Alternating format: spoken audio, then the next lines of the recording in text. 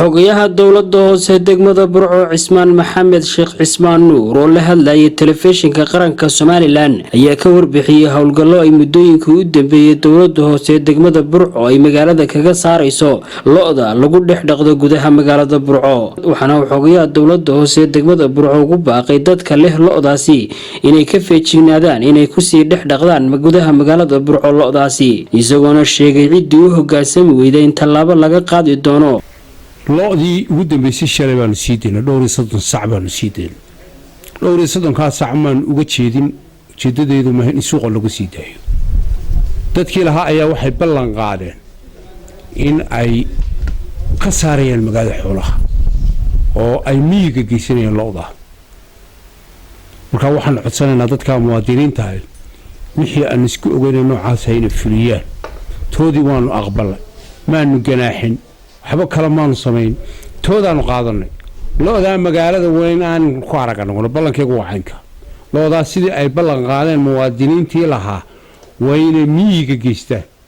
ilaahay ma hada ka gaadhay maanta miyiga iyo xoolihii dibadda joogay waa barwaaqay ku jiraan sifa allaale sifa ay magaalada dhexdeeda u daaqaan foolxumo keenana meesha ma taalo horaan ugu sheegnay imkan waxaan ku celinaynaa lo'da aan shalay sii deynay cabin waxaan doonaynaa in sideedii looga saaro magaalada oo dadkii lahaa ee ballan qaaday in magaalada ka saarayaan sideeda u fuliyaan taasi waa taa wali waxa jirta xoolihii kale ee ariga oo magaalada wax kaga sii jiraan muwaadiniinta leh xoolaha imka ku haray magaalada ee ay arigu u badan yihiin waxaan ku codsanaynaa in aanay xoolaha magaalada dhexdeeda lagu arki karin ariga waxaan hore u sheegnay arigu in sidii qofkii ka maarmi waaya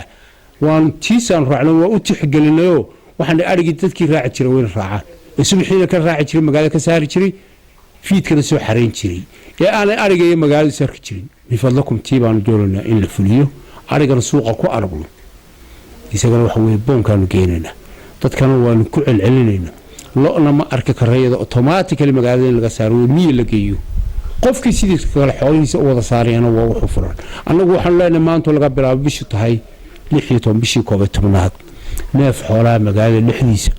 oo ma dul qaadanaan hadaan ku arko sidoo kale xogayaha dowladda hoose degmada Burco Cismaan Maxamed Sheekh Cismaan Nuur waxa uu ka warbixiyay kabka iyo sidoo kale dhaqaalaha ay wasaaradda arrimaha gudaha Soomaaliland siiso dowladda hoose degmada Burco ee lagu kabo mashaariicda iyo wadooyinka laga hirgeliyay Burco wasiirkaygu waa wasiirkayga xukuumadda Maxamed Kaahin Axmed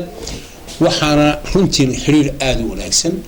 ayaa naga dhaxay marka runta ka hadlayo kabkana wasiirku si hagarlaan ugu soo diraa waana waxyaabahan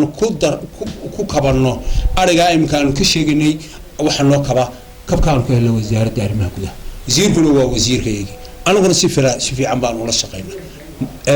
runtiina wasiirka laftiisuna waa wasiir reer Burco aad iyo aad baan uga hambaleynaa sida wanaagsan isaguna hagarlaanta uu la shaqeeyo anaguna wax weey waxaanu fulinaynaa wasaaradda arrimaha gudaha ka tirsanahay oo awaamirta ka soo baxday wasiirkayga sida ugu qiimaha badan la fulinayo Khaliil Barraawran TV-ga qaranka Soomaaliland magaalada Burco.